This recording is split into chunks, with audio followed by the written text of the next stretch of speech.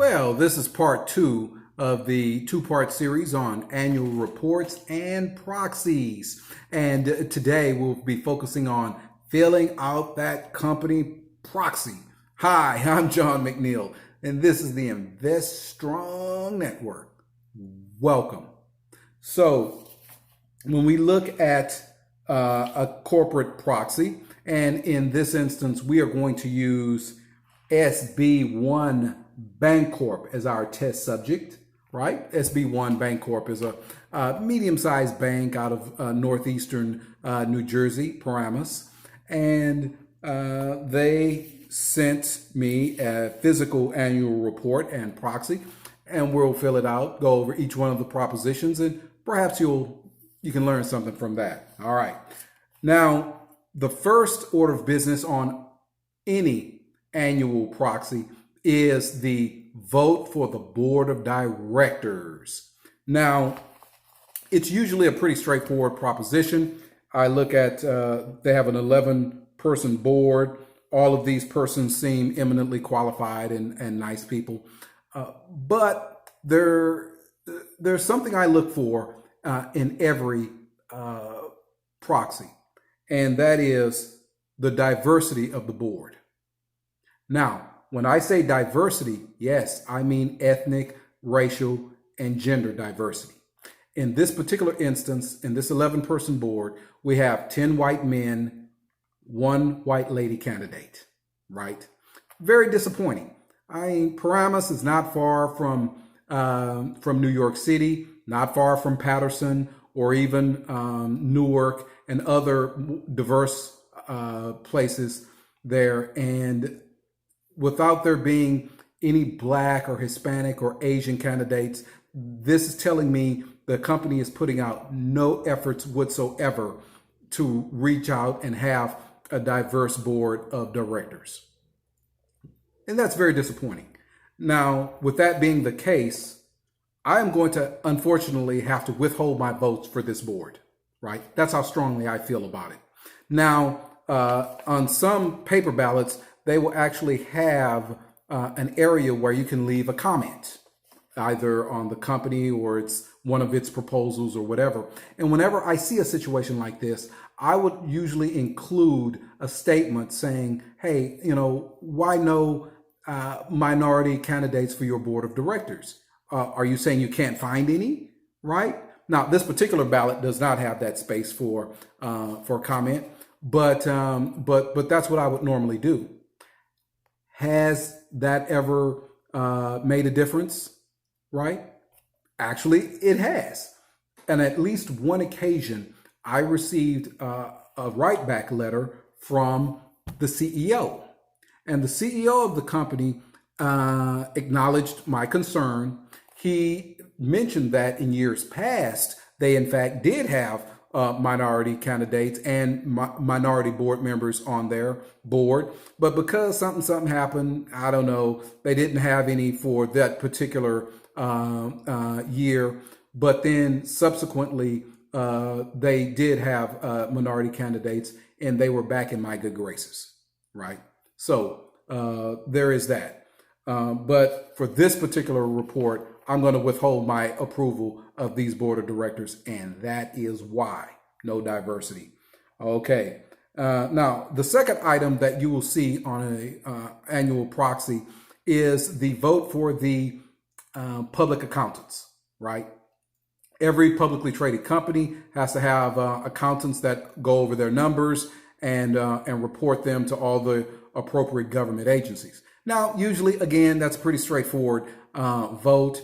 But if you'll recall, back in the early 2000s, the Enron days, you had situations where the accountants also provided consulting services for the particular company, and the implication being if this accountant company wanted to stay in the good graces of their clients for their consulting business, then they better play ball with management as it relates to how they report certain numbers. Now, the government has put out various regulations over the years that have really reduced that level of conflict And so at this point in the game, you could pretty much feel confident of just voting for the public accountants without any misgivings about if there are conflicts of interest or monkey business going on, right? So I'll vote to approve the public accountants. All right.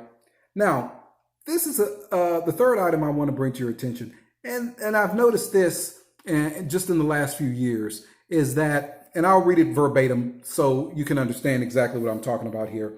It says this vote is to consider and vote upon an advisory, non-binding proposal to approve the compensation payable to the named executive officers of SB1 Bank Corp. Now, I see that in virtually every proxy that I receive. And my question is, and always has been, why are they asking us to vote on the compensation for their executives, right? I'm just a shareholder in Houston, Texas. I don't know the structure of the banking industry and what these executives should be paid. I mean, how am I supposed to know this? And besides, it's a non-binding vote, right? So they've already determined what they're going to pay the executives. So why do you need my approval? You see, especially if it's going to be non-binding. And besides, even if a majority of persons vote against the compensation package, because it's non-binding, the executives get it anyway. I never have quite understood, that particular question proposition, why they keep having this on all the ballots. I don't know, but I always just vote to abstain because I certainly don't know what's proper and whatnot. And since it's non-binding anyway, what difference does it make, right? So I vote to abstain on that. Now, the fourth item on this particular ballot, there's actually a merger proposition between SB1 Bancorp and Provident Financial Services. Okay. And so the board of directors is asking the shareholders to approve this merger. Again, I'm not a bank analyst. I'm just a, peon shareholder.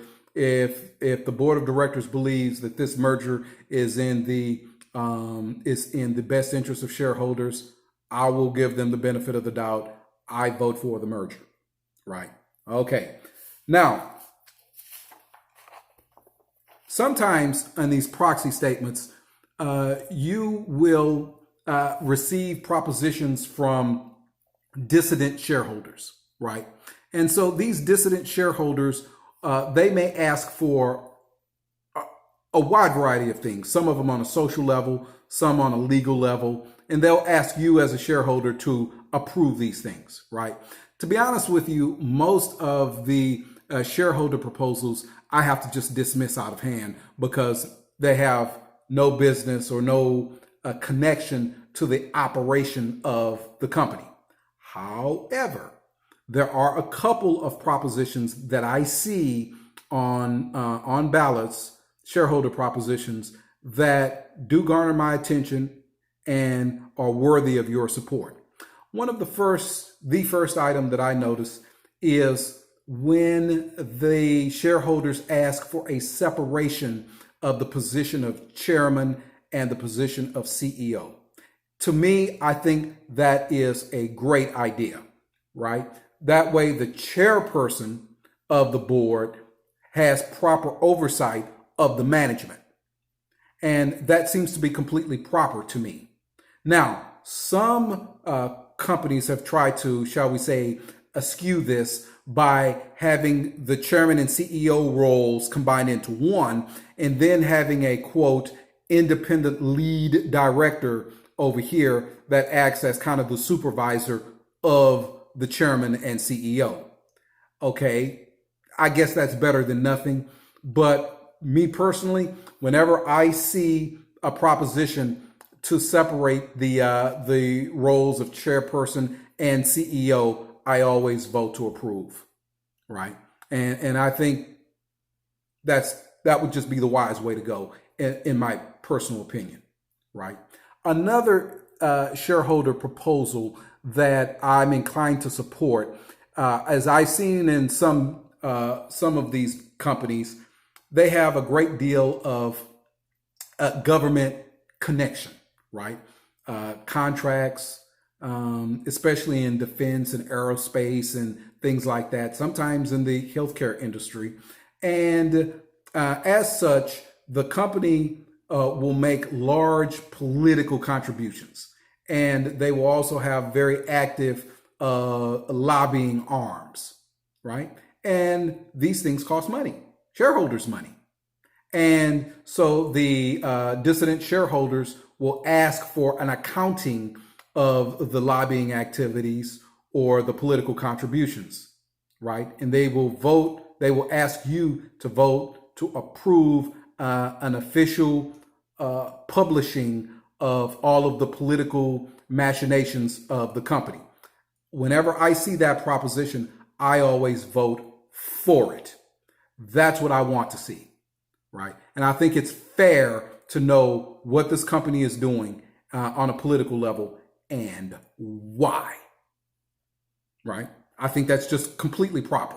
And often, in fact, almost always, the board of directors will say, you don't need to know about this. Yeah, we have lawyers and we have lobbyists and we utilize them for various reasons or whatever. No, tell me. I want to know. You see, as a shareholder, I'd like to know. And since it's corporate money that you're using to do this, I think the shareholders have a right to know, right? All right. So those are just some thoughts on corporate proxies and what to look for. I hope you found this video instructive. If you have, smash that like button. I appreciate it. Leave a comment. I love comments. I respond to each one of them. I promise you. I read each one and will respond. And of course, subscribe. Subscribe. I command of you to subscribe. All right. Thank you so much and good luck.